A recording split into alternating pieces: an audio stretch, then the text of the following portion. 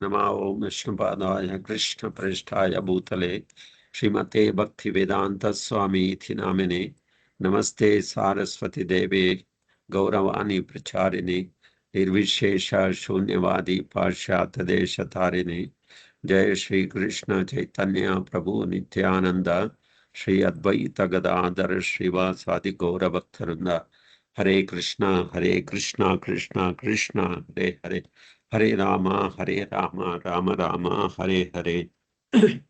श्री श्री राधा कृष्ण चंद्र की जय, श्री श्री कृष्ण बलराम की जय, श्री श्री निताय गौरंग की जय, श्रीनिवास गोविंद की जय, प्रहलाद नरसिंहदेव की जय, विश्वगुरु शिला प्रभुपाद की जय, समवेद भक्तवृंद की जय। ಸೊ ಲಾಸ್ಟ್ ಟೈಮ್ ನಾವು ಇಲ್ಲಿಂದ ಹಿಂದಿನ ಪೇಜಿ ಸೊ ಅಲ್ಲಿಂದ ಓದಿದ್ದೀವಿ. ಸೊ ಇಲ್ಲಿಗೆ ಸ್ಟಾಪ್ ಮಾಡಿದ್ದೀವಿ. ಅಂದ್ರೆ ನಜಾಯತೆ ಮ್ರಿಯತೆ ವಾ ಕದಾಚಿನ್ ನಾಯಂ ಭೂತ್ವಾ ಭವಿಥಾನ ಭೂಯಃ ಅಜೋ ನಿತ್ಯ ಶಾಶ್ವತೋಯಂ ಪುರಾಣೋ ನ ಅನ್ಯತೆ ಅನ್ಯಮಾನೇ ಶರೀರೆ. ಸೊ ಅವರು ಕೇಳ್ತಾ ಇದ್ರು, ಪ್ರಭುಪಾದ ಆನ್ಸರ್ ಕೊಡ್ತಾ ಇದ್ರು, ಆತ್ಮಕ್ಕೆ ಸಾವುಗಳಿಲ್ಲ. ಒಮ್ಮೆ ಅಸ್ತಿತ್ವಕ್ಕೆ ಬಂದ ಮೇಲೆ ಅದಕ್ಕೆ ಕೊನೆ ಎಂಬುದಿಲ್ಲ. ಆತ್ಮನು ಅಜಾತ, ಶಾಶ್ವತ, ಸದಾ ಅಸ್ತಿತ್ವದಲ್ಲಿರುತ್ತದೆ. ಆತ್ಮನು ಅಮರ ಮತ್ತು ಅನಾದಿ. ದೇಹವು ನಾಶವಾದಾಗ ಆತ್ಮವು ನಾಶವಾಗುವುದಿಲ್ಲ. ಸೊ ಪ್ರಭುಪಾದರು ಇಲ್ಲೂ 2ನೇ ಅಧ್ಯಾಯದಲ್ಲಿ ಒಂದು ಶ್ಲೋಕ ಕೋಟ್ ಮಾಡಿ ಅವ್ರು ಹೇಳ್ತಾ ಇದ್ದಾರೆ, ಆತ್ಮಕ್ಕೂ ಸಾವುಗಳಿಲ್ಲ, ಹುಟ್ಟು ಇಲ್ಲ. ಸೊ ಅದು ದೇಹಕ್ಕೆ ಹುಟ್ಟಿರುತ್ತೆ, ದೇಹಕ್ಕೆ ಸಾವಿರುತ್ತೆ. ಆತ್ಮಕ್ಕೆ ಸಾವು ಇಲ್ಲ, ಅದು ಶಾಶ್ವತ, ಅಜಾತ, ಅಸ್ತಿತ್ವದಲ್ಲಿರುತ್ತದೆ. ಸೊ ಆತ್ಮ ಅಮರ ಮತ್ತು ಅನಾದಿ ಅಂತ ಇಲ್ಲಿ ಪ್ರಭುಪಾದರು ಹೇಳ್ತಾರೆ. ಮತ್ತು ಅವರು ಇನ್ನೊಬ್ರು ಅವರು ರಾಬಿನ್ಸನ್ ಅವರು ಮತ್ತೆ ಇನ್ನೊಂದು ಪ್ರಶ್ನೆ ಕೇಳ್ತಾ ಇದ್ದಾರೆ. ಅದನ್ನು ಓದಿದ್ದಕ್ಕಾಗಿ ನಿಮಗೆ ಕೃತಜ್ಞತಲು. ಅದನ್ನು ಇನ್ನೂ ಸ್ವಲ್ಪ ವಿವರಿಸುತ್ತೀರಾ? ಆತ್ಮವು ಅವಿನಾಶಿ ಎಂದ ಮೇಲೆ ಪ್ರತಿಯೊಬ್ಬರೂ ಮರಣ ಹೊಂದಿದ ಬಳಿಕ ಅವರ ಆತ್ಮವು ದೇವರನ್ನು ಹೋಗಿ ಸೇರುವುದೇ ಅಂತ ಪ್ರಶ್ನೆ ಕೇಳ್ತಾ ಇದ್ದಾರೆ. ಅವ್ರು ಪ್ರಶ್ನೆ ಕೇಳ್ತಾ ಇದ್ದಾರೆ, ಇನ್ನ ಸ್ವಲ್ಪ ವಿವರಣವಾಗಿ ಅದು ನಾನು ತಿಳ್ಕೋಬೇಕು. ಅದರಿಂದ ನೀವು ಆತ್ಮ ಅವಿನಾಶಿ ಎಂದ ಮೇಲೆ ಪ್ರತಿಯೊಬ್ಬರೂ ಮರಣ ಹೊಂದಿದ ಬಳಿಕ ಅವರು ಆತ್ಮ ದೇವರನ್ನು ಹೋಗಿ ಸೇರುವುದೇ ಅಂತ ಕೇಳ್ತಾ ಇದ್ದಾರೆ. ಪ್ರಭುಪಾದರು ಹೇಳ್ತಾ ಇದ್ದಾರೆ, ಅದ್ರ ಉತ್ತರ ಹಾಗೇನಿಲ್ಲ. ಭಗವತ್ತಾಮಕ್ಕೆ ಎಂದಿರುಗಲು ವ್ಯಕ್ತಿಯು ಈ ಜನ್ಮದಲ್ಲಿ ಅರ್ಹತೆಯನ್ನು ಗಳಿಸಿದ್ದರೆ ಮಾತ್ರ ಅವನು ದೇವರಲ್ಲಿಗೆ ಹೋಗಬಹುದು. ಪ್ರಭುಪಾದರು ಹೇಳ್ತಾ ಇದ್ದಾರೆ, ಸೊ ಆತ್ಮ ನಾರ್ಮಲ್ ಆಗಿ ದೇಹ ಬಿಟ್ಟಿದ್ಮೇಲೆ ಅದು ಮತ್ತೆ ದೇವ್ರ ಹತ್ರ ಹೋಗುತ್ತಾ ಅಂತ ಅವ್ರಿಗೆ ಪ್ರಶ್ನೆ ಕೇಳ್ತಾ ಇದ್ದಾರೆ. ಪ್ರಭುಪಾದ್ರ ಆ ತರ ಏನೂ ಇಲ್ಲ. ಯಾತಕ್ಕೆ? ಭಗವದ್ಧಾಮಕ್ಕೆ ಹೋಗ್ಬೇಕು ಅಂದ್ರೆ ಒಂದು ಅರ್ಹತೆ ಬೇಕು. ಆ ಅರ್ಹತೆ ಇಲ್ಲದೆ ಹೋದರೆ ನಾವು ದೇವರಲ್ಲಿಗೆ ಹೋಗುವುದಿಲ್ಲ. ಸೊ ಅವ್ರು ಹೇಳ್ತಾ ಇದ್ದಾರೆ ಪ್ರಭುಪಾದರು, ಅವನು ಅರ್ಹತೆಯನ್ನು ಪಡೆದಿದ್ದರೆ ಆಗ ಅವನು ಇನ್ನೊಂದು ಲೌಕಿಕ ಶರೀರವನ್ನು ಪಡೆಯುತ್ತಾನೆ. ಸೊ ಯಾರಿಗೂ ಅರ್ಹತೆ ಇಲ್ಲವೋ ಎಲ್ಲಿಗೆ? ಭಗವದ್ಧಾಮಕ್ಕೆ ಹೋಗುವುದಕ್ಕೆ ಏನಾಗುತ್ತೆ, ಮತ್ತೆ ಪುನಃ ಇನ್ನೊಂದು ಲೌಕಿಕ ಶರೀರ ಪಡೆಯುತ್ತಾನೆ. ಸೊ ಅದು ಶರೀರ ಯಾವ ಶರೀರ? ಪ್ರಭುಪಾದರು ಹೇಳ್ತಾರೆ, 84 ಲಕ್ಷ ಜೀವರಾಶಿಗಳಿವೆ.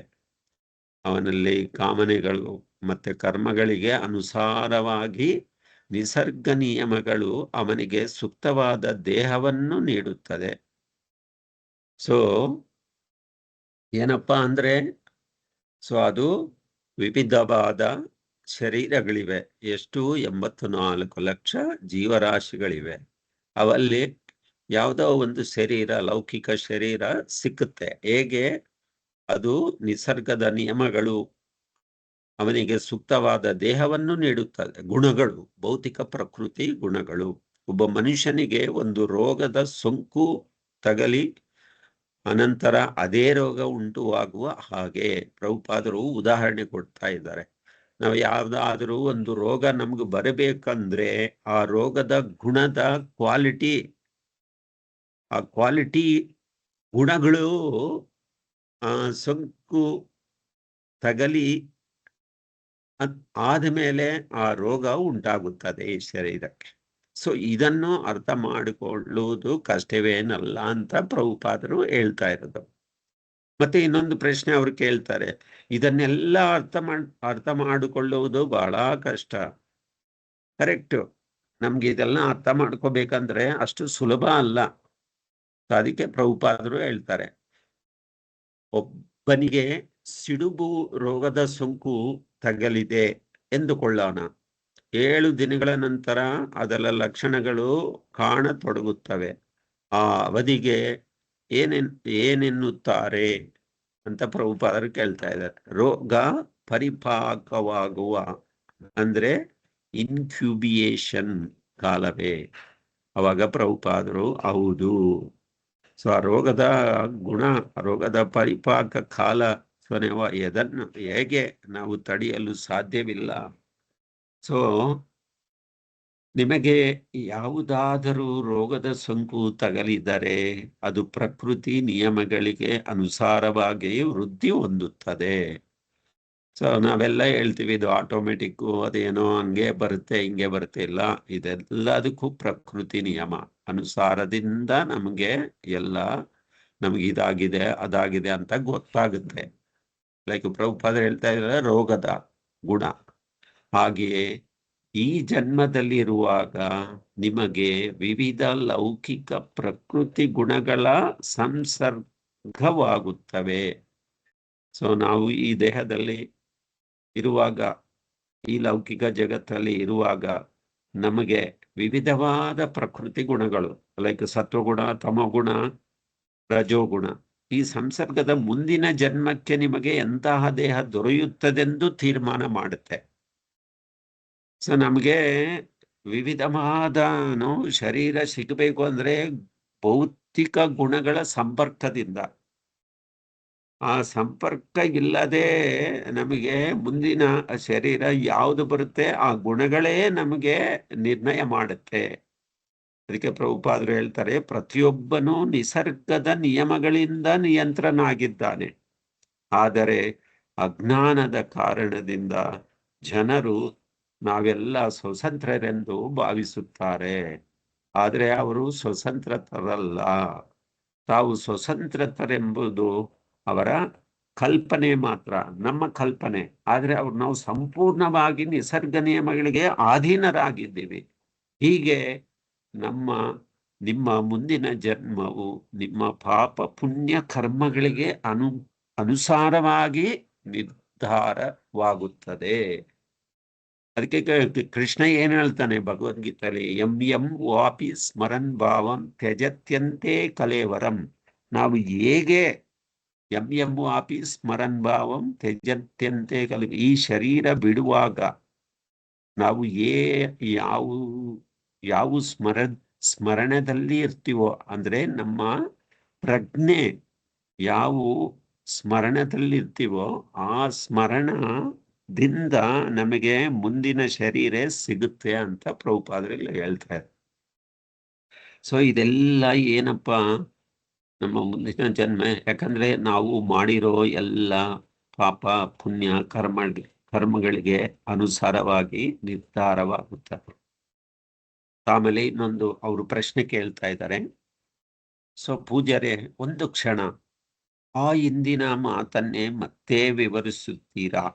ಯಾರು ಸ್ವತಂತ್ರರಲ್ಲ ಎಂದು ತಾವು ಹೇಳಿದಿರಿ. ನಾವು ಉತ್ತಮ ಜೀವನವನ್ನು ನಡೆಸಿದರೆ ನಮಗಾಗಿ ಉತ್ತಮ ಭವಿಷ್ಯವನ್ನು ನಿರ್ಧರಿಸಿಕೊಳ್ಳಬಹುದು ಎಂದು ನೀವು ಹೇಳಿದಿರಲ್ಲವೇ ಅಂತ ಪ್ರಭುಪಾದರು ಹೌದು ಅಂತ ಹೇಳ್ತಾರೆ. ಹಾಗಾದರೆ ಯಾವುದು ಮಹತ್ವದ್ದು ಎಂದು ನಾವು ನಂಬುತ್ತೀವಿಯೋ ಅದನ್ನು ಆರಿಸಿಕೊಳ್ಳಲು ನಮಗೆ ಸ್ವಾತಂತ್ರ್ಯವಿದೆ ಎಂದಾಯಿತಲ್ಲ. ಧರ್ಮ ಮುಖ್ಯವಾದದ್ದು. ನಾವು ದೇವರಲ್ಲಿ ನಂಬಿಕೆ ಇಟ್ಟು ಉತ್ತಮ ಜೀವನವನ್ನು ನಡೆಸಿದರೆ ಇದು ಕೇವಲ ನಂಬಿಕೆ ಪ್ರಶ್ನೆ ಅಲ್ಲ. ಪ್ರಭುಪಾದರು ಹೇಳ್ತಾರೆ, ಯಾಕಂದ್ರೆ ಅವರು ಪ್ರಶ್ನೆ ಕೇಳ್ತಾ ಇದ್ದಾರೆ. ಏನು ನಮಗೆ ಸ್ವಾತಂತ್ರ್ಯವಿದೆ, ಆದರೆ ಧರ್ಮ ಮುಖ್ಯವಾದದ್ದು, ದೇವರಲ್ಲಿ ನಂಬಿಕೆ ಉತ್ತಮ ಜೀವನ ಏನು, ಇದೆಲ್ಲ ಕೇಳ್ತಾ ಇದ್ದಾರೆ. ಆದರೆ ಪ್ರಭುಪಾದರು ಕೇವಲ ನಂಬಿಕೆ ಪ್ರಶ್ನೆ ಅಲ್ಲ, ಇಲ್ಲಿ ನೀವು ನಂಬಿಕೆಯ ಪ್ರಶ್ನೆಯನ್ನು ತರಬೇಡಿ, ಅದು ನಿಯಮ. ಉದಾಹರಣೆಗೆ ಪ್ರಭುಪಾದರು ಹೇಳ್ತಾರೆ, ಒಂದು ಸರ್ಕಾರವನ್ನು ತೆಗೆದುಕೊಳ್ಳಿ, ಅದನ್ನು ನೀವು ನಂಬಿ ಇಲ್ಲವೇ ಬಿಡಿ, ಆದರೆ ನೀವು ನಿಯಮವನ್ನು ಉಲ್ಲಂಘನೆ ಮಾಡಿದಾಗ ಸರ್ಕಾರ ನಿಮ್ಮನ್ನು ಶಿಕ್ಷಿಸುತ್ತದೆ. ಸೊ ಇದೇ ರೀತಿಯಲ್ಲಿ ನೀವು ನಂಬಲಿ ಬಿಡಲಿ, ದೇವರು ಒಬ್ಬನು ಇದ್ದಾನೆ. ನೀವು ದೇವರನ್ನು ನಂಬಿದೆ ನಿಮ್ಮ ಮನಸ್ಸಿಗೆ ಬಂದದ್ದನ್ನು ಸ್ವತಂತ್ರವಾಗಿ ಮಾಡಿದರೆ ನಿಸರ್ಗ ನಿಯಮಗಳು ನಿಮ್ಮನ್ನು ಶಿಕ್ಷಿಸುತ್ತವೆ.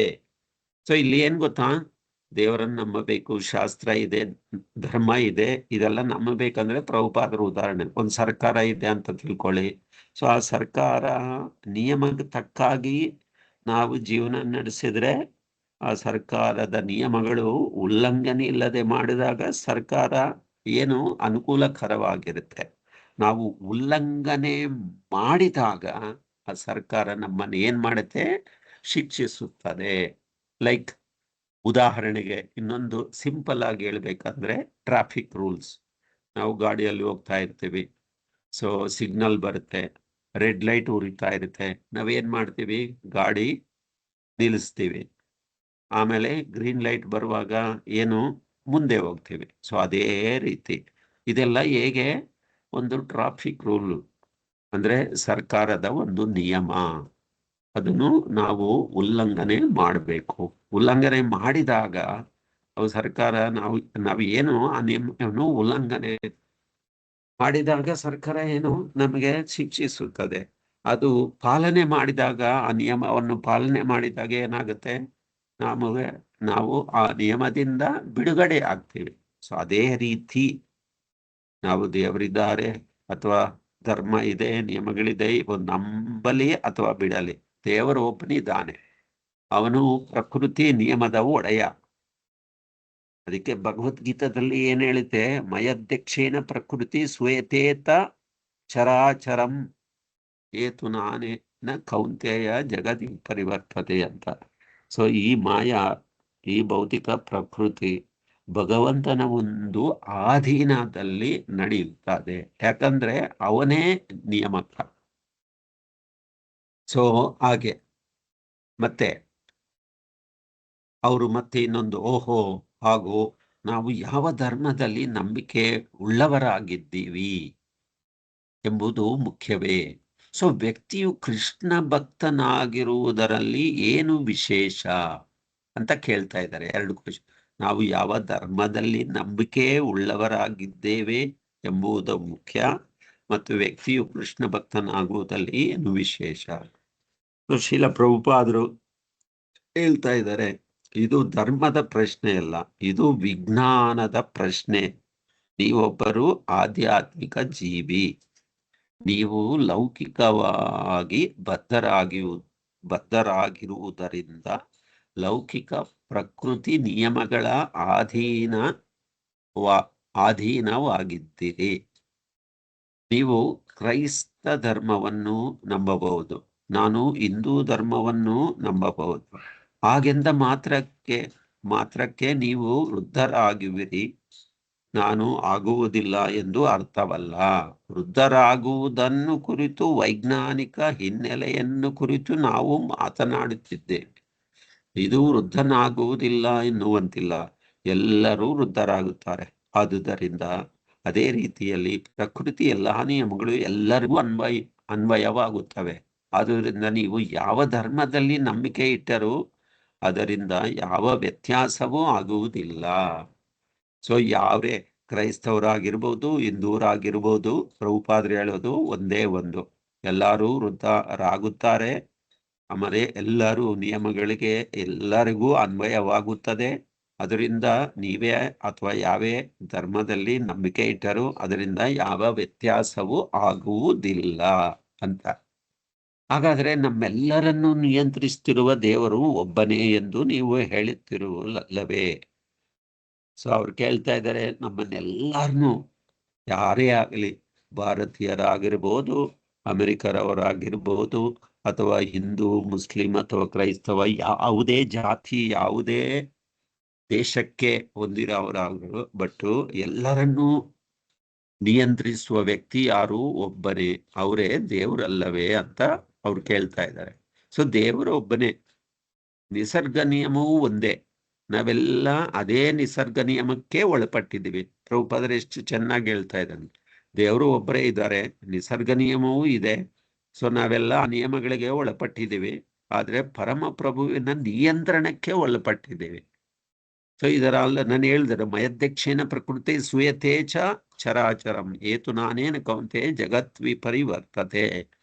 ಆಮೇಲೆ ಅಹಂ ಸರ್ವಸ್ಯ ಪ್ರಭು ಮತ್ತ ಸರ್ವಂ ಪ್ರವರ್ತತೆ. ಸೊ ಎಲ್ಲ ಭಗವಂತನ ಆಧೀನ. ದೈವೀಯೇಶ ಗುಣಮಯಿ ಮಮ ಮಾಯ ದುರತ್ಯಯ.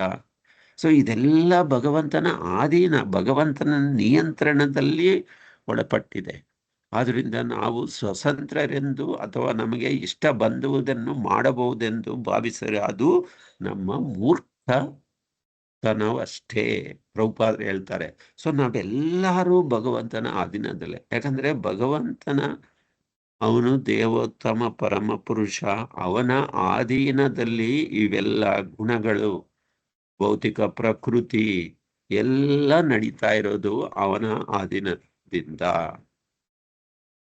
ಸೊ ಆಮೇಲೆ ಅವ್ರೇನು ಹೇಳ್ತಾ ಇದ್ದಾರೆ? ಓಹೋ ಹೇಗೋ ಹಾಗಾದರೆ ಹರೇ ಕೃಷ್ಣ ಆಂದೋಲನದ ಸದಸ್ಯನಾಗುವುದರಿಂದ ಆಗುವ ವ್ಯತ್ಯಾಸವನ್ನು ದಯವಿಟ್ಟು ವಿವರಿಸುತ್ತೀರಾ? ಅವ್ರು ಕೇಳ್ತಾ ಇದ್ದಾರೆ, ಹರೇ ಕೃಷ್ಣ ಆಂದೋಲನದ ಭಕ್ತನಾಗುವುದು ಅಂದ್ರೆ ಅವನು ವಾಲಂಟಿಯರ್ ಆಗಿ ಭಕ್ತನಾಗುವುದು, ಏನ್ ವ್ಯತ್ಯಾಸ ವಿವರಣೆ ಮಾಡ್ತೀರಾ ಅಂತ ಕೇಳ್ತಾ ಇದ್ದಾರೆ. ಅದಕ್ಕೆ ಪ್ರಭುಪಾದರು, ಹರೇ ಕೃಷ್ಣ ಆಂದೋಲನವು ಈ ವಿಜ್ಞಾನವನ್ನು ಅರ್ಥ ಮಾಡಿಕೊಳ್ಳಲು ತೀವ್ರವಾದ ಆಸಕ್ತಿಯುಳ್ಳವರಿಗಾಗಿಯೇ ಇದೆ. ಯಾಕಂದ್ರೆ ಹರೇ ಕೃಷ್ಣ, ಕೃಷ್ಣ ಚೈತನ್ಯ, ಕೃಷ್ಣ ಪ್ರಜ್ಞೆ ಆಂದೋಲನದ, ಕೃಷ್ಣ ಕಾನ್ಶಿಯಸ್ನೆಸ್, ಹರೇ ಕೃಷ್ಣ ಮೂವ್ಮೆಂಟ್, ಈ ವಿಜ್ಞಾನ ಅರ್ಥ ಮಾಡಿಕೊಳ್ಳಲು ತೀವ್ರವಾದ ಆಸಕ್ತಿ ಉಳ್ಳವರಿಗಾಗೇ ಇದೆ. ನಾವು ಯಾವುದೇ ಮತೀಯ ಗುಂಪಿಗೆ ಸೇರಿದವರೆಂಬ ಪ್ರಶ್ನೆ ಹೇಳುವುದಿಲ್ಲ. ಸೊ ಇದರಲ್ಲಿ ಯಾರು ಬೇಕಾದರೂ ಸೇರಬಹುದು. ಕಾಲೇಜಿನ ವಿದ್ಯಾರ್ಥಿಗಳು ಇದಕ್ಕೆ ಸೇರಬಹುದು, ನೀವು ಕ್ರೈಸ್ತರಾಗಿರಬಹುದು, ಹಿಂದೂರಾಗಿರಬಹುದು, ಮಹಮ್ಮದೀಯರಾಗಿರಬಹುದು, ಇದರಿಂದ ಏನೂ ವ್ಯತ್ಯಾಸವಾಗುವುದಿಲ್ಲ. ಸೊ ದೈವ ವಿಜ್ಞಾನವನ್ನು ಅರಿತುಕೊಳ್ಳಲು ಬಯಸುವ ಯಾರನ್ನಾದರೂ ಕೃಷ್ಣ ಪ್ರಜ್ಞೆ ಆಂದೋಲನವು ಸೇರಿಸಿಕೊಳ್ಳುತ್ತವೆ. ಸೊ ಇಲ್ಲಿ ಏನು ಗೊತ್ತಾ, ಪ್ರಭುಪಾದರು ಹೇಳೋದು, ನಾವು ಯಾವುದೇ ಜಾತಿಯ, ಯಾವುದೇ ಮತ, ಯಾವುದೇ ದೇಶ ಅಥವಾ ವಿದೇಶ, ಯಾವುದೇ ಕುಲ ಮತಗಳು ಭೇದ ಭಾವ ಇಲ್ಲದೆ ಯಾರು ಬೇಕಾದರೂ ಈ ಕೃಷ್ಣ ಪ್ರಜ್ಞೆ ಆಂದೋಲನದಲ್ಲಿ ಸೇರ್ಕೋಬಹುದು ಅಂತ ಪ್ರಭುಪಾದರು ಹೇಳ್ತಾ ಇದ್ದಾರೆ. ಯಾಕಂದ್ರೆ ದೈವಿ ವಿಜ್ಞಾನ ಎಲ್ಲರಿಗೂ ಒಂದೇ, ಯಾರಾದ್ರಿಗೂ ಒಂದೇ, ಯಾವ ವ್ಯತ್ಯಾಸವೂ ಇಲ್ಲ. ಯಾಕಂದ್ರೆ ದೇವರೊಬ್ಬರೇ, ಧರ್ಮ ಒಂದೇ, ಆ ನಿಯಮಗಳು ಎಲ್ಲರಿಗೂ ಅನ್ವಯವಾಗುತ್ತದೆ. ಸೊ ಎಲ್ಲರೂ ಒಂದೇ ಅಂತ.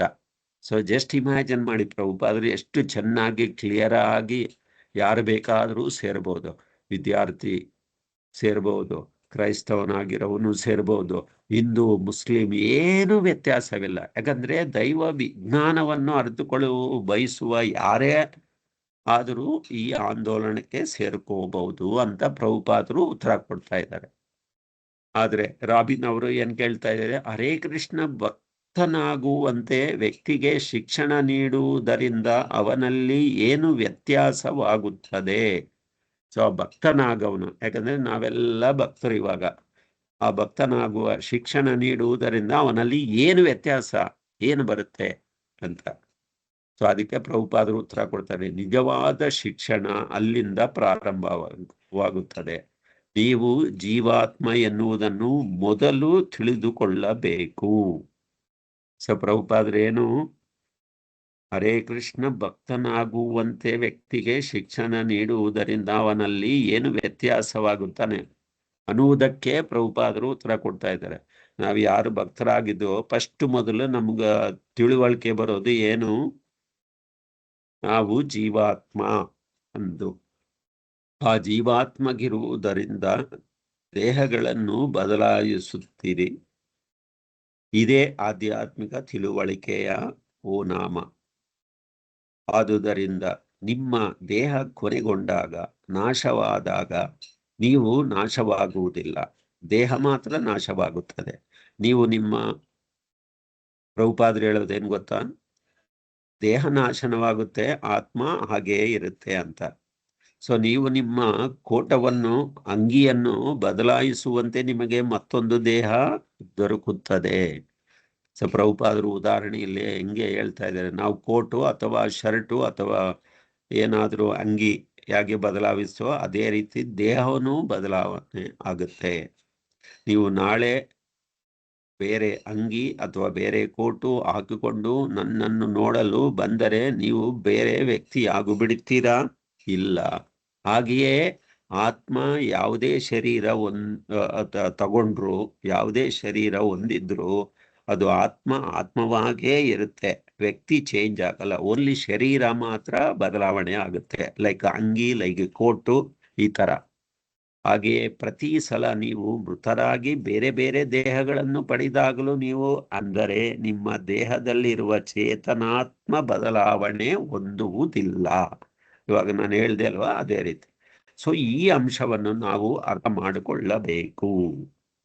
ಆಗ ವ್ಯಕ್ತಿಯು ಕೃಷ್ಣ ಪ್ರಜ್ಞೆ ವಿಜ್ಞಾನದಲ್ಲಿ ಮತ್ತಷ್ಟು ಪ್ರಗತಿಯನ್ನು ಸಾಧಿಸಬಹುದಾಗಿದೆ. ಸೊ ನಾವು ಈ ಹಂತಕ್ಕೆ ಬಂದ್ರೆ, ಯಾವಾಗ ಯಾವುದು ಅದು ಹಂತ? ನಾನು ಶರೀರ ಅಲ್ಲ, ನಾನು ಆತ್ಮ. ಸೊ ಈ ನಾನು ಶರೀರ ತುಂಬಾ ಬದಲಾವಣೆ, ಎಷ್ಟೊಂದು ಶರೀರಗಳು, ಎಷ್ಟೊಂದಿದೆ? 84 ಲಕ್ಷ ಜೀವರಾಶಿಗಳಿದೆ. ಸೊ ಪ್ರತಿಯೊಂದು ಜನ್ಮಕ್ಕೂ ಶರೀರ ಏನು ಬದಲಾವಣೆ ಆಗ್ತಾನೇ ಇರುತ್ತೆ. ಆದರೆ ಆತ್ಮ ಮಾತ್ರ ಅದು ಬದಲಾವಣೆ ಆಗುವುದಿಲ್ಲ, ಆತ್ಮ ಹಾಗೇ ಇರುತ್ತೆ ಅಂತ ಇಲ್ಲಿ ಪ್ರಭುಪಾದರು ಹೇಳ್ತಾ ಇದ್ದಾರೆ. ಆಮೇಲೆ ಅವರು ಪ್ರಶ್ನೆ ಕೇಳ್ತಾರೆ, ಮೈಕ್ ರಾಬಿನ್ಸನ್, ಈಗ ನನಗೆ ಅರ್ಥವಾಗಲಾರಂಭಿಸಿದೆ, ಅವನಿಗೆ ಅರ್ಥ ಆಗ್ತಾ ಇದೆ. ಆದರೆ ಬಹುಸಂಖ್ಯೆಯ ನಿಮ್ಮ ಜನ ಆಕ್ಸ್ಫರ್ಡ್ ರಸ್ತೆಯಲ್ಲಿ ಹರೇ ಕೃಷ್ಣ ಸಾಹಿತ್ಯವನ್ನು ಹಂಚುತ್ತಿರುವುದಕ್ಕೂ ಇದಕ್ಕೂ ಏನು ಸಂಬಂಧ ಎಂದು ನನಗೆ ತಿಳಿಯುತ್ತಿಲ್ಲ. ಸೊ ಅವರು ನೋಡಿದ್ದಾರೆ ಒಂದು ಕಾಲೇಜು, ಅಲ್ಲಿ ಆಕ್ಸ್ಫರ್ಡ್ ಕಾಲೇಜ್ ರಸ್ತೆಯಲ್ಲಿ ಹರಿಕೃಷ್ಣ ಸಾಹಿತ್ಯಗಳನ್ನು, ಅಂದ್ರೆ ಪುಸ್ತಕ, ಇವಾಗ ನಾವೆಲ್ಲ ನಮ್ಮ ಭಕ್ತರೆಲ್ಲ ಪುಸ್ತಕಗಳು ವಿತರಣೆ ಮಾಡ್ತಾ ಇದಾರಲ್ವ, ಎಲ್ಲ ಕಡೆ ಹೋಗಿ ಗ್ರಾಮಕ್ಕೆ ಎಲ್ಲೆಲ್ಲೂ ಶಾಲೆಗಳಿದೆ, ಎಲ್ಲೆಲ್ಲೂ ಬಸ್ ಸ್ಟಾಪ್ಗಳಿದೆ, ಎಲ್ಲೆಲ್ಲೂ ಫಂಕ್ಷನ್ಸು ಅಥವಾ ಏನಾದರೂ ಜಾತ್ರೆಗಳು ನಡ್ತಾ ಇದ್ರೆ ನಾವೆಲ್ಲ ಏನ್ ಮಾಡ್ತೀವಿ? ಈ ಹರೇ ಕೃಷ್ಣ ಸಾಹಿತ್ಯಗಳನ್ನು ಹಂಚುವುದಕ್ಕೆ ಹೋಗ್ತೀವಿ. ಸೊ ಅದಕ್ಕೆ ಸಂಬಂಧ ಅವ್ರು ತಿಳ್ಕೊಂತಾರೆ ಯಾತಕ್ಕೋಸ್ಕರ ಇದೆಲ್ಲ ಮಾಡ್ತಾ ಇದ್ದಾರೆ. ಸೊ ಜನರಲ್ಲಿ ಆಧ್ಯಾತ್ಮಿಕ ಜೀವನದ ಅಗತ್ಯವನ್ನು ಕುರಿತು ವಿಶ್ವಾಸವನ್ನು ಮೂಡಿಸುವುದೇ ಈ ಸಾಹಿತ್ಯ ವಿತರಣೆಯ ಉದ್ದೇಶ. ಪ್ರಭುಪಾದ್ರು ಹೇಳ್ತಾ ಇದ್ದಾರೆ, ಏನ್ ಹೇಳ್ತಾ ಇದ್ದಾರೆ? ಜನರಲ್ಲಿ ಆಧ್ಯಾತ್ಮಿಕ ಜೀವನ ಅಗತ್ಯವನ್ನು ಕುರಿತು ವಿಶ್ವಾಸವನ್ನು ಮೂಡಿಸುವುದೇ ಈ ಸಾಹಿತ್ಯ ವಿತರಣೆಯ ಉದ್ದೇಶ. ಇವಾಗ ನಾವು ಪುಸ್ತಕ ವಿತರಣೆ ಮಾಡ್ತಾ ಇದ್ದೀವಿ, ಅದರ ಉದ್ದೇಶ ಏನು? ಪ್ರಭುಪಾದರಲ್ಲಿ ಕೊಟ್ಟಿದ್ದಾರೆ. ಯಾಕಂದ್ರೆ ಜನಗಳಲ್ಲಿ ಆಧ್ಯಾತ್ಮಿಕ ಜೀವನ ಅಗತ್ಯ ಇಲ್ಲ, ಅವರ ಅಗತ್ಯ ಬೇಕು ಇವಾಗ. ಆಮೇಲೆ ಅದರಲ್ಲಿ ವಿಶ್ವಾಸ ಬೇಕು. ಅದನ್ನೇ ಆ ವಿಶ್ವಾಸ, ಆಮೇಲೆ ಆಧ್ಯಾತ್ಮಿಕ ಜೀವನ ತಿಳಿಸ್ಬೇಕು ಅಂದ್ರೆ ಇಂತಹ ಹರೇ ಕೃಷ್ಣ ಸಾಹಿತ್ಯ ವಿತರಣೆ ಉದ್ದೇಶ ಅದು ಬೇಕೇ ಬೇಕು, ಮಾಡ್ಲೇಬೇಕು. ನಾವೆಲ್ಲ ನಮ್ಮ ಜವಾಬ್ದಾರಿ. ಪ್ರಭುಪಾದರು ನೋಡಿ ಎಷ್ಟು ಚೆನ್ನಾಗಿ ಹೇಳ್ತಾ ಇದ್ದಾರೆ. ಸೊ ಅದು ಅಷ್ಟು ಮುಖ್ಯವಲ್ಲ, ಅವರಿಗೆ ತಿಳುವಳಿಕೆ ಉಂಟು ಮಾಡುವುದೇ ನಮ್ಮ ಉದ್ದೇಶ. ಜನರು ಅಜ್ಞಾನದಲ್ಲಿದ್ದಾರೆ, ತಮ್ಮ ದೇಹ ಅಳಿದಾಗ ಎಲ್ಲವೂ ಅಳಿಯುತ್ತದೆ ಎಂಬ ಭ್ರಮೆಯಲ್ಲಿದ್ದಾರೆ. ಇದು ಮೂರ್ಖತನ. ಸೊ ಅದಕ್ಕೆ ಪ್ರಭುಪಾದರು ಹೇಳೋದು, ಸೊ ಈ ಸಾಹಿತ್ಯಗಳು ದಿಂದ ಅವ್ರಿಗೇನು ಜ್ಞಾನ ಬರುತ್ತೆ, ತಿಳುವಳಿಕೆ ಬರುತ್ತೆ. ಆಮೇಲೆ ಅಜ್ಞಾನದಲ್ಲಿದ್ದಾರೆ, ಪ್ರಭುಪಾದರು ಹೇಳ್ತಾರೆ, ಅಜ್ಞಾನದಿಂದ ಜ್ಞಾನಕ್ಕೆ ಬರ್ತಾರೆ. ಅವರಿಗೆ ಏನು ಆ ಜ್ಞಾನ ಏನು? ದೇಹ ಎಲ್ಲವೂ ಅಳಿಯುತ್ತದೆ ಎಂಬ ಭ್ರಮೆಯಲ್ಲಿದ್ದಾರೆ. ಅಂತಹ ಮೂರ್ಖನದಿಂದ ಅವರು ಆ ಭ್ರಮದಿಂದ ಜ್ಞಾನಕ್ಕೆ ಬರ್ತಾರೆ. ಹಾಗಾದರೆ ಈ ಜೀವನಕ್ಕೆ ಆಧ್ಯಾತ್ಮಿಕ ಆಯಾಮ ಹೊಂದಿದೆ ಎಂದು ಅವರಿಗೆ ಹೇಳಿಕೊಡುವುದಷ್ಟೇ ನಿಮ್ಮ ಮೂಲ ಕಾಳಜಿಯೇ. ಸೊ ಅವ್ರು ಕೇಳ್ತಾ ಇದ್ದಾರೆ, ನಮ್ದು ಏನು ಉದ್ದೇಶ, ಈ ಇಸ್ಕಾನ್ ಸಂಸ್ಥೆ, ಈ ಸಾಹಿತ್ಯಗಳ ವಿತರಣೆ ಏನು ಅನ್ನೋದು. ಪ್ರಭುಪಾದರು ಹೇಳಿದೆ, ನೀವು ಈ ದೇಹವಲ್ಲ, ನಿಮ್ಮ ದೇಹವು ನಿಮ್ಮ ಅಂಗಿ, ನಿಮ್ಮ ಕೋಟಿನ ಹಾಗೆ ನಿಮ್ಮ ಮೇಲೆ ಇರುವ ಒಂದು ಹೋಲಿಕೆ ಮಾತ್ರ. ಸೊ ದೇಹದೊಳಗೆ ನೀವು ವಾಸವಾಗಿದ್ದೀರಿ, ಇದನ್ನು ನಿಮಗೆ ತಿಳಿಸುವುದೇ ನಮ್ಮ ಮೊದಲನೆಯ ಕಾಳಜಿ ಅಂತ ಹೇಳ್ತಾ ಇದ್ದಾರೆ. ಮತ್ತೆ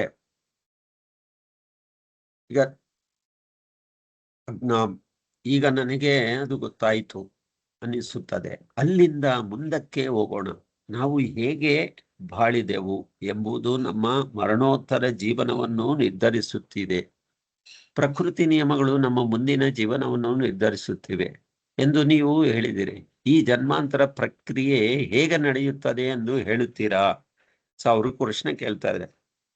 ಯಾಕಂದ್ರೆ ಈಗ ನನಗೆ ಅದು ಗೊತ್ತಾಯ್ತು ಅಂತ ಅವ್ರು ಹೇಳ್ತಾ, ಅಲ್ಲಿಂದ ಮುಂದಕ್ಕೆ ಏನು? ಯಾಕಂದ್ರೆ ನಾವು ಹೇಗೋ ಬಾಳಿದವು ಎಂಬುದು ನಮ್ಮ ಮರಣಾಂತರ ಜೀವನವನ್ನು ನಿರ್ಧರಿಸುತ್ತದೆ. ನಾವು ಹೇಗೆ ನಮ್ಮ ಜೀವನ ನಡ್ಕೊಂಡು ಬಂದಿದೀವೋ, ಮರಣ ಆದ್ಮೇಲೆ ಆ ಜೀವನ ಮುಂದೆ ಪ್ರಕೃತಿ ನಿಯಮಗಳು ನಮ್ಮ ಮುಂದಿನ ಜೀವನ ನಿರ್ಧಾರಣೆ ಮಾಡುತ್ತವೆ ಅಂತ. ಸೊ ಈ ಜನ್ಮ ಪ್ರಕ್ರಿಯೆ ಹೇಗೆ ನಡೆಯುತ್ತದೆ ಎಂದು ಹೇಳುತ್ತೀರಾ? ಹೇಗೆ ನಡೆಸಬೇಕು? ಆಮೇಲೆ ಪ್ರಭುಪಾದರು ಹೇಳ್ತಾ ಇದ್ದಾರೆ, ಈ ಪ್ರಕ್ರಿಯೆ ಬಹಳ ಸೂಕ್ಷ್ಮವಾದದ್ದು. ಜೀವಾತ್ಮ ನಮ್ಮ ಲೌಕಿಕ ಕಣ್ಣುಗಳಿಗೆ ಅಗೋಚರವಾಗಿದೆ. ಅದು ಅಣುವಿನಷ್ಟು ಚಿಕ್ಕದು. ಇಂದ್ರಿಯಗಳು, ರಕ್ತ, ಮೂಳೆ, ಮಜ್ಜೆ ಮುಂತಾದವುಗಳಿಂದ ಅದು ಸ್ಥೂಲ ದೇಹವು ನಾಶವಾಗುತ್ತದೆ. ಆಮೇಲೂ ಮನಸ್ಸು, ಬುದ್ಧಿ ಮತ್ತು ಅಹಂಕಾರದಿಂದ ಕೂಡಿದ ಸೂಕ್ಷ್ಮ ದೇಹವು ಇನ್ನೂ ಕೆಲಸ ಮಾಡುತ್ತಿರುತ್ತದೆ. ಆದರೆ ಮರಣ ಕಾಲದಲ್ಲಿ ಸೂಕ್ಷ್ಮ ದೇಹವು ಅತ್ಯಂತ ಸೂಕ್ಷ್ಮವಾದ ಜೀವಾತ್ಮವನ್ನು ಮತ್ತೊಂದು ಸ್ಥೂಲ ದೇಹಕ್ಕೆ ಸಾಗಿಸುತ್ತದೆ. ಇಲ್ಲಿ ಪ್ರಭುಪಾದ್ರೆ ಏನ್ ಹೇಳೋದು? ಎರಡು ಶರೀರ, ಒಂದು ಸೂಕ್ಷ್ಮ ದೇಹ, ಇನ್ನೊಂದು ಸ್ಥೂಲ ದೇಹ. ಸೊ ಈ ಸೂಕ್ಷ್ಮ ದೇಹ ಏನ್ ಗೊತ್ತಾ? ಆತ್ಮ. ಅದು ನಮ್ಮ ಕಣ್ಣಿಗೆ ಕಾಣುವುದಿಲ್ಲ, ಅದು ಅಣುವಿನಷ್ಟು ಚಿಕ್ಕದು. ಅಂದ್ರೆ ಶಾಸ್ತ್ರ ಇದೆ, ಕೇಶಾಗ್ರ ಶತಭಾಗಸ್ಯ. ಕೇಶಾಗ್ರ ಅಂದ್ರೆ ಒಂದು ಕೂದಲು ಕೊನೆ ಕೂದಲು ಒಂದು ಕಟ್ ಮಾಡಿ, ಆ ಕೂದಲು ತುದಿಯನ್ನು ಕಟ್ ಮಾಡಿದ್ರೆ ಅದನ್ನು 10,000 ಪಟ್ಟು ಕಟ್ ಮಾಡಿದ್ರೆ ಅದು ಹೇಗಿರುತ್ತೆ? ಒಂದು ಭಾಗ ಅಷ್ಟೊಂದು ಸೂಕ್ಷ್ಮವಾಗಿರುತ್ತೆ ಅಂದೆ ಆತ್ಮದ ಒಂದು ಪ್ರಮಾಣ. ಸೊ ಅಷ್ಟು ಸೂಕ್ಷ್ಮವಾಗಿರುತ್ತೆ, ಅದು ಕಾಣುವುದಿಲ್ಲ. ಆದ್ರೆ ಇಂದ್ರಿಯಗಳು, ರಕ್ತ, ಮೂಳೆ, ಮಜ್ಜೆ ಮುಂತಾದವುಗಳಿಂದ ಈ ಸ್ಥೂಲ ದೇಹ ನಾಶವಾದರೂ ಆಮೇಲೆ ಮನಸ್ಸು, ಬುದ್ಧಿ ಮತ್ತು ಅಹಂಕಾರ ಅವು ಸೂಕ್ಷ್ಮ ದೇಹದ ಇನ್ನೊಂದು ಕೆಲಸ ಮಾಡಿದ್ರು. ಯಾಕಂದ್ರೆ ಅದು ಆತ್ಮದ ಜೊತೆಯಲ್ಲಿ ಮನಸ್ಸು, ಬುದ್ಧಿ, ಅಹಂಕಾರ ಅದು ಸೂಕ್ಷ್ಮ ಶರೀರ. ಯಾಕಂದ್ರೆ ಸ್ಥೂಲ ಶರೀರ ಈ ಪಂಚಭೂತಗಳಿಂದ ತಯಾರು ಮಾಡಿರೋದು, ಸೂಕ್ಷ್ಮ ಶರೀರ ಮನಸ್ಸು, ಬುದ್ಧಿ, ಅಹಂಕಾರದಿಂದ. ಸೊ ಈ ತರ ಎರಡು ತರ ಶರೀರ. ಆದ್ರೆ ಸೂಕ್ಷ್ಮ ಶರೀರ ಯಾವಾಗ ಮತ್ತೆ ಈ ಆತ್ಮವನ್ನು ಸೂಕ್ಷ್ಮ ಶರೀರದಿಂದ ನಾವು ಮಾಡಿರುವ ಕರ್ಮಗಳು, ಕಾರ್ಯಗಳು, ನಾವು ಏನೇನ್ ಮಾಡ್ತೀವೋ ಅದು ತಕ್ಕಾಗಿ ನಮಗೆ ಪ್ರಕೃತಿ ಗುಣಗಳು ನಿಯಮಿಸುತ್ತವೆ. ಮುಂದಿನ ಶರೀರ ಹೇಗೆ ಸೂಕ್ಷ್ಮ ಶರೀರ ನಮ್ಮನ್ನು ಕರ್ಕೊಂಡು ಹೋಗುತ್ತೆ. ಪ್ರಭುಪಾದರು ಇಲ್ಲಿ ಹೇಳ್ತಾ ಇದ್ದಾರೆ, ಅಹಂಕಾರದಿಂದ ಸೂಕ್ಷ್ಮ ದೇಹವು ಇನ್ನೂ ಕೆಲಸ ಮಾಡ್ತಾ ಇರುತ್ತದೆ. ಆದ್ರೆ ಮರಣ ಕಾಲದಲ್ಲಿ ಆ ಅತ್ಯಂತ ಸೂಕ್ಷ್ಮವಾದ ಜೀವಾತ್ಮವನ್ನು ಮತ್ತೊಂದು ಸ್ಥೂಲ ದೇಹಕ್ಕೆ ಸಾಗಿಸುತ್ತದೆ. ಹೇಗಂದ್ರೆ ಅದಕ್ಕೆ ಪ್ರಭುಪಾದರು ಉದಾಹರಣೆ ಕೊಡ್ತಾ ಇದ್ದಾರೆ. ಗಾಳಿಯು ಗಂಧವನ್ನು ಸಾಗಿಸಿಕೊಂಡು ಹೋದಂತೆ ಈ ಸೂಕ್ಷ್ಮ ಶರೀರ ಅದೇ ರೀತಿ. ಯಾಕಂದ್ರೆ ನಾವು ಹಿಂದೆ ಮಾಡಿರುವ ಏನೇನು ಗುಣಗಳು, ಏನೇನು ಕಾರ್ಯಗಳು, ಏನೇನು ಪಾಪಗಳು, ಏನೇನು ಎಲ್ಲ ಮಾಡಿದೀವಲ್ಲ, ಇದು ಸುವಾಸನೆ. ಸೊ ಹಾಗೆ ನಾವು ಯಾವ ಪ್ರಕೃತಿ ಗುಣಗಳ ಮೇಲೆ, ಆ ಪ್ರಕೃತಿ ಗುಣಗಳು ನಮ್ಮ ಮೇಲೆ ಪ್ರಭಾವಿತವಾಗಿ ನಾವು ಕಾರ್ಯಗಳನ್ನು, ಕರ್ಮಗಳನ್ನು ಮಾಡ್ತೀವೋ ಅದೆಲ್ಲ ಒಂದು ಒಟ್ಟಾಗಿ ಕರ್ಕೊಂಡೋಗಿ ಮುಂದಿನ ಶರೀರಕ್ಕೆ ಕಾರಣವಾಗುತ್ತೆ. ಸೊ ಅದಕ್ಕೆ ಪ್ರಭುಪಾದ ಹೇಳ್ತೀವಿ, ಈ ವಿಧಾನ ಗಾಳಿಯು ಗಂಧವನ್ನು ಸಾಗಿಸಿಕೊಂಡು ಹೋದಂತೆ. ಅದಕ್ಕೆ ಗುಲಾಬಿಯ ಸೌರಭ ಎಲ್ಲಿಂದ ಬರುತ್ತದೆ ಎಂದು ಯಾರಿಗೂ ಕಾಣುವುದಿಲ್ಲ, ಆದರೆ ಗಾಳಿ ಅದನ್ನು ಒತ್ತಿಕೊಂಡು ಬರುತ್ತದೆ ಎಂದು ಮಾತ್ರ ನಮಗೆ ಹೀಗೆ ನಮಗೆ ಕಾಣುವುದಿಲ್ಲ, ಆದರೆ ಅದು ಮಾತ್ರ ನಡೆಯುತ್ತಿರುತ್ತದೆ. ಹಾಗೆ ಜೀವಾತ್ಮ ಜನ್ಮಾಂತರ ಪ್ರಕ್ರಿಯೆಯು ಅಷ್ಟೇ ಸೂಕ್ಷ್ಮವಾಗಿರುತ್ತದೆ. ನಾವು ಮರಣ ಕಾಲದಲ್ಲಿದ್ದ ಮನಸ್ಥಿತಿಗೆ ಅನುಗುಣವಾಗಿ ಅತ್ಯಂತ ಸೂಕ್ಷ್ಮವಾದ ಜೀವಾತ್ಮವು ತಂದೆಯ ರೇತಸ್ಸಿನ ಮೂಲಕ ನಿರ್ದಿಷ್ಟವಾದ ತಾಯಿಯ ಗರ್ಭವನ್ನು ಪ್ರವೇಶಿಸುತ್ತದೆ. ಅನಂತರ ಜೀವಾತ್ಮವು ತಾಯಿಯು ನೀಡಿರುವ ಒಂದು ನಿರ್ದಿಷ್ಟವಾದ ಮಾದರಿಯ ದೇಹವನ್ನು ವಿಕಾಸಗೊಳಿಸಿಕೊಳ್ಳುತ್ತದೆ. ಅದು ಮಾನವ ದೇಹವಾಗಬಹುದು, ಬೆಕ್ಕಾಗಬಹುದು, ನಾಯಿ ಆಗಬಹುದು, ಅಥವಾ ಬೇರೆ ಬೇರೆ ಏನೋ ಆಗಬಹುದು ಅಂತ ಪ್ರಭುಪಾದರಿಲ್ಲೂ ಫುಲ್ ಸಾರಾಂಶ ಹೇಳ್ಬಿಟ್ಟಿದ್ದಾರೆ. ಹೇಗೆ ಒಂದು ಆತ್ಮ ಮತ್ತೆ ಮುಂದಿನ ಶರೀರ ಪಡೆಯುತ್ತದೆ ಅಂತ. ಸೊ ಅದಕ್ಕೆ ನಾವೆಲ್ಲ ಹೌ ಪ್ರಭುಪಾದ ಎಷ್ಟು ಚೆನ್ನಾಗಿ ವಿವರಣವಾಗಿ ಎಲ್ಲ ಹೇಳ್ತಾ ಇದ್ದಾರೆ. ಸೊ ಅದಕ್ಕೆ ನಾವು ನಮ್ಮ ಪ್ರಜ್ಞೆ, ಮನಸ್ಸು, ಬುದ್ಧಿ, ಈ ಅಹಂಕಾರಗಳಿದಲ್ವಾ, ಯಾವ್ದ್ರ ಮೇಲೆ ಪ್ರಭಾವಿತವಾಗ್ತೇವೆ, ಜಾಸ್ತಿ ಪ್ರಭಾವಿತವಾಗುವುದು ಈ ಗುಣಗಳು ನಮ್ಮನ್ನು ಕರ್ಕೊಂಡು ಹೋಗೋದು. ಸೊ ಅದಕ್ಕೆ ನಾವು ಅಂದ್ರೆ ಹುಷಾರಾಗಿ ನಮ್ಮ ಜೀವನ ನಡೆಸ್ಬೇಕು, ಒಳ್ಳೆ ಮಾರ್ಗದಲ್ಲಿ ಜೀವನ ನಡೆಸ್ಬೇಕು, ಒಳ್ಳೆ ಸಹವಾಸದಲ್ಲಿ ಜೀವನ ನಡೆಸ್ಬೇಕು. ಅವಾಗ ನಮ್ಮ ಮುಂದಿನ ಶರೀರ ಒಳ್ಳೆ ಲೈಕ್ ಪ್ರಭುಪಾದರು ಗುಲಾಬಿ ಆ ಸುವಾಸನೆ, ನಮ್ಮ ಮನಸ್ಸು ಹೇಗೆ ಆ ಗಾಳಿ ಆ ಸೋಕಕ್ಕೆ ಹೋಗುತ್ತೋ ಅದೇ ತರ ನಮಗೆ ಮುಂದಿನ ಶರೀರ ಗೊತ್ತಾಗುತ್ತೆ. ಮತ್ತೆ ಅವರು ಹೇಳ್ತಾ ಇದ್ದಾರೆ, ಅಂದ್ರೆ ಈ ಜನ್ಮಕ್ಕೆ ಮುಂಚೆ ನಾವು ಬೇರೆ ಏನೋ ಆಗಿದ್ದೇವೆ ಅಂತ ಹೇಳುತ್ತೀರಾ? ಹೌದು. ಹಾಗಾದ್ರೆ ಮುಂದಿನ ಜನ್ಮದಲ್ಲಿ ನಾವು ಬೇರೆ ಏನು ಆಗಿ ಮತ್ತೆ ಬರುತ್ತೀವಿ? ಪ್ರಭುಪಾದರು ಹೇಳಿದೆ, ಹೌದು. ಯಾಕಂದ್ರೆ ನಾವು ಶಾಶ್ವತ, ಅಂದ್ರೆ ಆತ್ಮ. ನಿಮ್ಮ ಕರ್ಮಗಳಿಗೆ ಅನುಸಾರವಾಗಿ ನೀವು ಕೇವಲ ದೇಹದಿಂದ ದೇಹಕ್ಕೆ ಬಳಸ್ತಾಯ್ತು. ನಮ್ಮ ಕರ್ಮಗಳಂದ್ರೆ ನಾವು ಈಗಿನ ದೇಹದಲ್ಲಿ, ಈ ದೇಹದಲ್ಲಿ ನಾವು ಏನೇನ್ ಮಾಡ್ತೀವೋ ಅದಕ್ಕೆ ಅನುಸಾರವಾಗಿ ಮುಂದಿನ ದೇಹಕ್ಕೆ ಬದಲಾವಣೆ ಆಗುತ್ತೆ. ಅದರಿಂದ ಈ ಕ್ರಿಯೆಯನ್ನು ನಿಲ್ಲಿಸು ಹೇಗೆ ಎಂದು ನೀವು ತಿಳಿದುಕೊಳ್ಳಬೇಕು. ನಿಮ್ಮ ಮೂಲ ಆಧ್ಯಾತ್ಮಿಕ ದೇಹದಲ್ಲಿದೆ, ಉಳಿದುಕೊಳ್ಳುವುದು ಹೇಗೆ ಎನ್ನುವುದನ್ನು ತಿಳಿದುಕೊಳ್ಳಬೇಕು. ಈ ತಿಳುವಳಿಕೆಯೇ ಕೃಷ್ಣ ಪ್ರಜ್ಞೆ ಅಂತ ಪ್ರಭುಪಾದರೆ ಹೇಳ್ತಾ ಇದ್ದಾರೆ. ಆಕ್ಚುಲಿ ನಾವು ಇದರಿಂದ ತಿಳ್ಕೊಳ್ಳೋದು ಏನು ಗೊತ್ತಾ? ನಾವು ಇಷ್ಟು ಓದಿದ್ದೀವಿ, ಎಷ್ಟು ನಾವು ಪ್ರಭುಪಾದರು ಚೆನ್ನಾಗಿ ನಮಗೆ ಎಲ್ಲ ಅವರು ಚೆನ್ನಾಗಿ ಹೇಳ್ಕೊಟ್ಟಿದ್ದಾರೆ. ಎಷ್ಟು ಜ್ಞಾನ ಅವರು. ಯಾಕಂದ್ರೆ ಭಕ್ತರಿಗೆ ಏನ್ ಗೊತ್ತಾ ಮೇನ್ ಇಂಪಾರ್ಟೆಂಟು, ಅವರು ರಾಬಿನ್ ಅವರು ಪ್ರಭುಪಾದರ ಸಂಪರ್ಕದಲ್ಲಿ ಇದ್ದುಕೊಂಡು ಎಲ್ಲ ತಿಳ್ಕೊಂತಾ ಇದ್ದಾರೆ. ಆಕ್ಚುಲಿ ಪ್ರಭುಪಾದರ ಪುಸ್ತಕಗಳಿಂದ ನಾವು ತಿಳ್ಕೋಬೇಕಾಗಿರೋ ಆಕ್ಚುಲಿ ಉತ್ತಮವಾದ ಕಾರಣಗಳು. ಯಾಕಂದ್ರೆ ನಾವೆಲ್ಲ ಓದ್ತಾ ಇದ್ದೀವಿ, ನಾವು ಜಪ ಮಾಡ್ತೀವಿ, ನಾವು ಹೇಳ್ತೀವಿ ನಾನು ಜಪ ಮಾಡ್ತಾ ಇದ್ದೀನಿ, ಓದ್ತಾ ಇದ್ದೀನಿ. ಆದ್ರೆ ಒಳ್ಳೆ ಭಕ್ತರು, ಯಾರು ಸತ್ಯನಿಷ್ಠರಾದ ಭಕ್ತರು, ಬುದ್ಧಿವಂತರಾದವರು, ಅವ್ರೇನು ಯಾವಾಗ್ಲೂ ಸಾಧು ಸಂಘ, ದೇವಸ್ಥಾನಕ್ಕೆ ಬರೋದು, ಆರತಿ ಅಟೆಂಡ್ ಮಾಡೋದು, ಕೀರ್ತನೆ ಕ್ಲಾಸು, ಚರ್ಚೆ, ಆಮೇಲೆ ಪ್ರಸಾದ ಸೇವೆ, ಇವೆಲ್ಲ ಯಾತಕ್ಕೆ? ಇವೆಲ್ಲ ಬೇಕು ನಮ್ಗೆ. ಯಾಕಂದ್ರೆ ಕೃಷ್ಣ ಚೈತನ್ಯ ತತ್ವವನ್ನು ನಾವು ತಿಳ್ಕೊಂಡಿದ್ದೀವಿ ಅಂತ ಹೇಳ್ಬೋದು, ಆದರೆ ನಮ್ಮ ನಿತ್ಯ ಜೀವನದಲ್ಲಿ ಬಳಸದೇ ಇದ್ದರೆ ಅದು ತಿಳಿದಂತೆಯೇ ಇಲ್ಲದಂತೆಯೇ ಆಗುತ್ತದೆ. ಯಾಕಂದ್ರೆ ಅದು ಬಳಸ್ಬೇಕು. ಅದರಿಂದ ನಾವು ನಾವು ಇವಾಗ ಓದ್ತೀವಿ, ಎಷ್ಟೊಂದು ಓದ್ಕೊಂಡಿದ್ದೀವಿ, ಅದು ನಾವು ಪ್ರಯತ್ನ ಮಾಡಬೇಕು. ಯಾವ ರೀತಿ ನನ್ನ ಜೀವನದಲ್ಲಿ ಇದನ್ನು ಅಳವಡಿಸ್ಕೋಬೇಕು.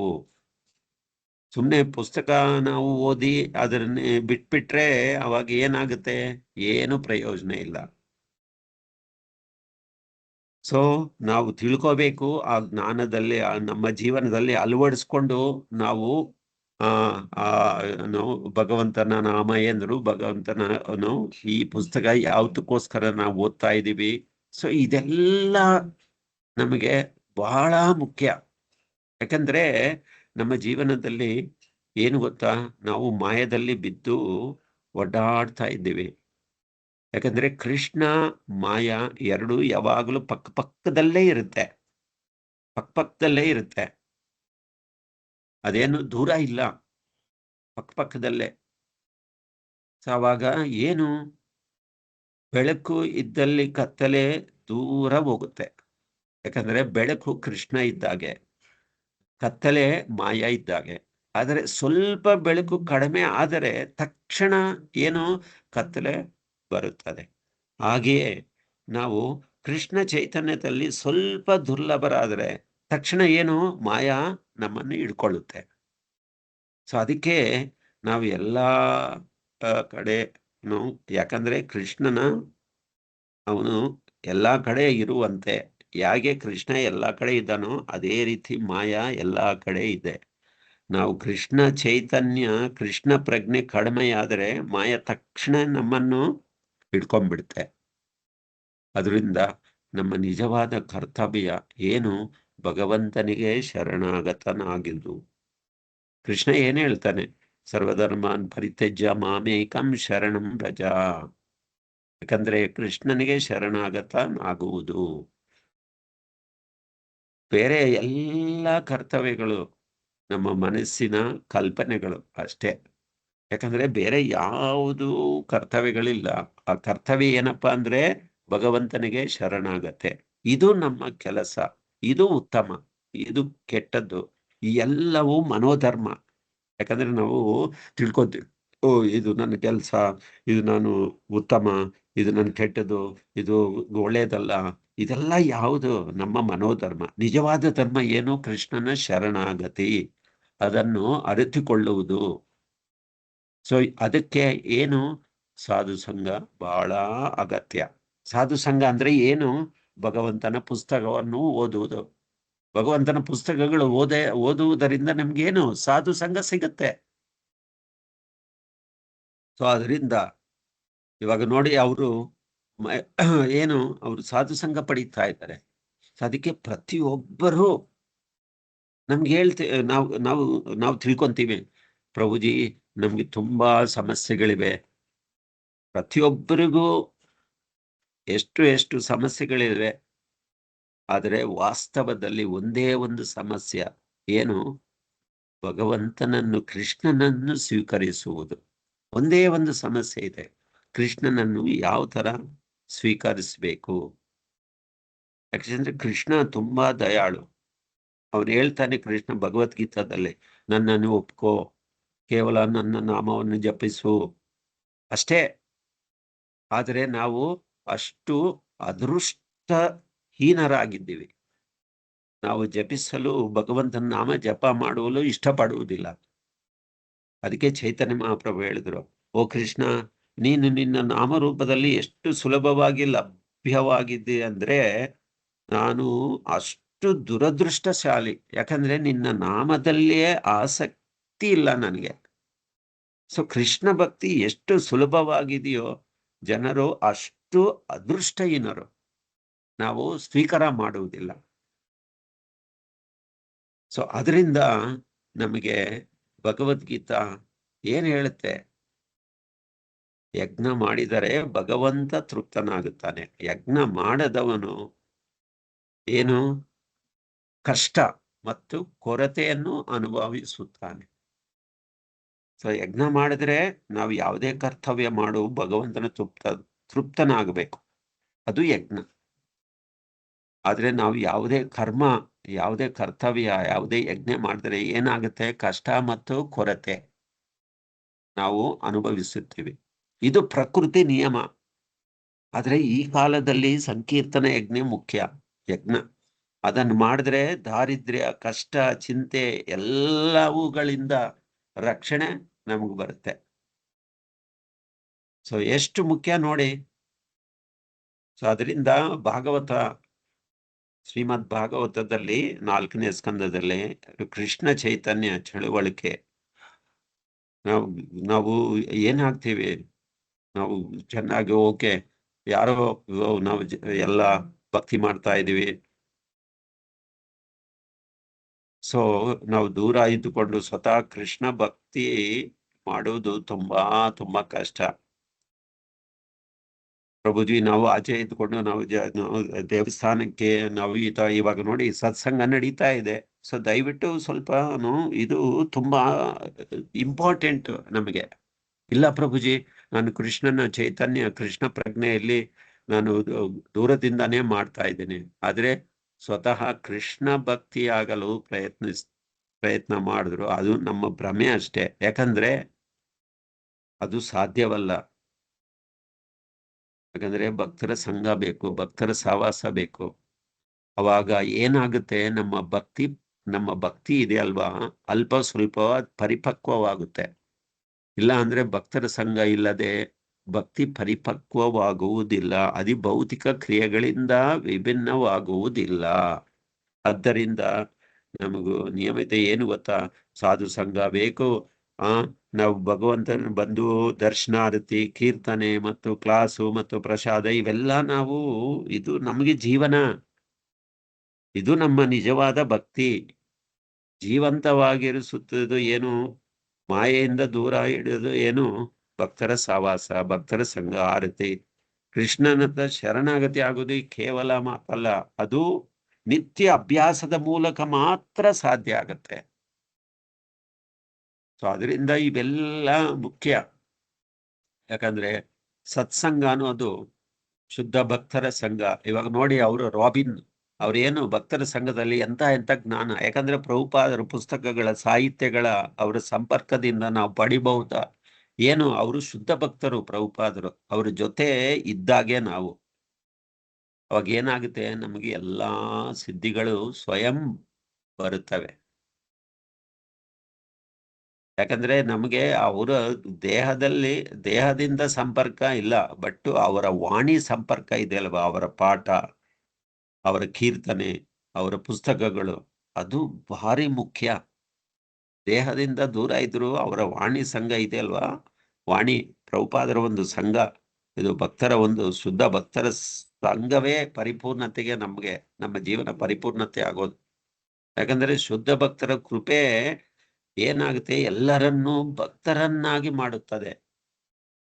ಯಾವುದೇ ಲೈಕ್ ಪಕ್ಷಿಗಳ ಆಗ್ಬೋದು, ಮೃಗಗಳಾಗಿರ್ಬೋದು, ಎಲ್ಲಾ ಭಕ್ತರಾಗುತ್ತೆ. ಈವನ್ ಮಹಾವಿಜ್ಞಾನಿಗಳು, ಮೂರ್ಖರು ಭಕ್ತರಾಗ್ತಾರೆ. ಯಾಕೆ ಕಾರಣ, ಶುದ್ಧ ಭಕ್ತರ ಕೃಪೆ. ಯಾವುದೇ ಜೀವಿಯನ್ನು ಅವರು ಮೇಲಕ್ಕೆ ಏರಿಸುತ್ತಾರೆ. ಯಾಕಂದ್ರೆ ಅಂತಹ ಉದಾಹರಣೆಗಳು ನಮ್ಮಲ್ಲಿ ಇದೆ. ಯಾಕಂದ್ರೆ ಅವರು ಆತ್ಮರ, ಅವರು ಯಾರಿಗೆ ಆಗಿದ್ದರೂ ಭಕ್ತಿ ಅವ್ರಿಗೂ ಕೊಡ್ತಾರೆ. ಜ್ಞಾನಿಗಳಾಗ್ಲಿ, ಮೂರ್ಖರಾಗ್ಲಿ, ಅಥವಾ ದೇಹಧಾರಣೆ ಜೀವನ ಆಗಲಿ, ಯಾರೇ ಆಗಲಿ ಶುದ್ಧ ಭಕ್ತರ ಸಂಪರ್ಕ ಆಗಿ ಬರ್ತಾರೋ ಎಲ್ಲರೂ ಕೃಷ್ಣ ಸೇವೆಗೆ ತಿರುಗುತ್ತಾರೆ. ಅದಕ್ಕೆ ಪ್ರಭುಪಾದರು, ಅದಕ್ಕೆ ನಾವೆಲ್ಲ ಓದಬೇಕು. ಓದಿದ್ರೆ ಪ್ರಭುಪಾದರ ಒಂದು ಸಂಪರ್ಕ ಸಿಕ್ಕುತ್ತೆ. ನೋಡ್ಬೋದು ಉದಾಹರಣೆ, ಧ್ರುವ ಮಹಾರಾಜ್ ಅವನೇನು ಸ್ವಲ್ಪ ಭೂಮಿ ಬೇಕು, ಏನು ಆಸ್ತಿ ಬೇಕು, ಅಂತಸ್ತು ಬೇಕು, ಅವರ ಮುತ್ತಾತದಿಂದ ನನಗೂ ಐಶ್ವರ್ಯ ಬೇಕು ಅಂತ ಬಂದ. ಆದ್ರೆ ನಾರದರ ಕೃಪೆಯಿಂದ ಕೃಷ್ಣನನ್ನೇ ಪಡೆದ. ವಸ್ತು ಬೇಡ, ಭಕ್ತಿ ಸಿಕ್ತು. ಆಮೇಲೆ ಮೃಗಾರಿ ಬೇಟೆಗಾರ ಅವನೇನು, ಸೊ ಅವನು ಅಷ್ಟೇ ನಾರದರ ಒಂದು ಸಹವಾಸದಲ್ಲಿ. ಸೊ ಎಷ್ಟು ನಾರದರ ಸತ್ಸಂಗದಿಂದ ಶುದ್ಧ ಭಕ್ತನಾದ, ಕೊನೆಯಲ್ಲಿ ಅವನಿಗೆ ಇರುವೆಗೂ ನೋವು ಕೊಡದ ಸಹಾನುಭೂತಿ. ಅವನು ಭಗವಂತನ ಒಂದು ಹೃದಯದಲ್ಲಿ ಅವನಿಗೆ ಭಕ್ತಿ ಸಿಕ್ತು. ಸೊ ಸತ್ಸಂಗ ಹೃದಯವೇ ನಮ್ಮ ಸತ್ಸಂಗ ಅನ್ನೋದು ಇವಾಗ ನಾವು ಓದ್ತಾ ಇದೀವಲ್ಲ, ಪ್ರಭುಪಾದರ ಒಂದು ಜ್ಞಾನದಿಂದ ನಮ್ಮ ಹೃದಯದಲ್ಲಿ ಬದಲಾವಣೆ ಆಗುತ್ತೆ. ಯಾಕಂದ್ರೆ ಕ್ಷಣ ಮಾತ್ರ ಸತ್ಸಂಗದ ಫಲ ಏನು, ಪ್ರಭುಪಾದರ ಉದಾಹರಣೆ, ಕ್ಷಣ ಮಾತ್ರ ಸತ್ಸಂಗದ ಫಲ. ಯಾರು, ಪ್ರಭುಪಾದರು ಅವರು ಗುರು ಮಹಾರಾಜರನ್ನು ಕೇವಲ ಒಂದು ಕೆಲವೇ ನಿಮಿಷ ಕಂಡ ಸಂದರ್ಭದಲ್ಲಿ ಅವರ ಜೀವನವೇ ಬದಲಾಯಿತು. ಸೊ ಭಾಗವತ ಅವರು ಬರೆದು ಬಿಟ್ರು ಪ್ರಭುಪಾದ್ರೆ. ಸೊ ಅದಕ್ಕೆ ಏನು ಅವರ ಸಹವಾಸ ನಮಗೆ ಏನ್ ಕೊಂಡು ಜ್ಞಾನ ಬರುತ್ತೆ, ಬುದ್ಧಿ ಕೊಡುತ್ತೆ, ಮನಸ್ಸು ಶುದ್ಧಗೊಳ್ಳುತ್ತೆ, ಸೇವೆ ಸಿಗುತ್ತೆ, ಸ್ವಭಾವನ್ನೇ ಪರಿವರ್ತನೆ ಮಾಡುತ್ತೆ. ಅದಕ್ಕೆ ನಾವು ಓದ್ಬೇಕು ಪ್ರಭುಪಾದರ ಪುಸ್ತಕಗಳು. ನಾವೆಲ್ಲ ಓದೋದು ಅದಕ್ಕೆ ನೀವೆಲ್ಲ ಕಾಯ್ತಾ ಇರ್ಬೇಕು. ನಾನು ಎಷ್ಟೋ 15 ನಿಮಿಷ ನಾನು ಕಾಯ್ತಾ ಇದ್ದೀನಿ ನಿಮಗೋಸ್ಕರ. ಸೊ ಅದಕ್ಕೆ ನೀವೆಲ್ಲ 7:15 ಇದೆಲ್ಲ ಪ್ರಯೋಜನ ಪಡಿಬೇಕು ಅಂದ್ರೆ ಇದೆಲ್ಲ ನಾವು ಇದೆಲ್ಲ ತಿಳ್ಕೋಬೇಕು, ಎಷ್ಟು ಪ್ರಯೋಜನ. ಆದ್ರೆ ಏನು ನಾವು ಅದೃಷ್ಟ, ನಮಗೆ ದುರದೃಷ್ಟ, ನಾವು ಎಷ್ಟು ನಾವು ಮೋಹದಲ್ಲಿ ಭ್ರಮದಲ್ಲಿ ಇದ್ದೇವೆ ಅಂದ್ರೆ ಸೊ ಅದು ಸಾಧ್ಯನೇ ಇಲ್ಲ ಹೇಳೋದಕ್ಕೆ. ಸೊ ಅದಕ್ಕೆ ಯಾಕಂದ್ರೆ ಸಮಸ್ಯೆಗಳು, ಯಾರಿಗೂ ಸಮಸ್ಯೆ ಇಲ್ಲ ಹೇಳಿ? ಪ್ರತಿಯೊಬ್ಬರಿಗೂ ಸಮಸ್ಯೆಗಳಿದೆ. ಆದರೆ ಒಂದೇ ಒಂದು ಸಮಸ್ಯೆ, ಕೃಷ್ಣನನ್ನು ಯಾವ ತರ ಸ್ವೀಕಾರ ಮಾಡಬೇಕು.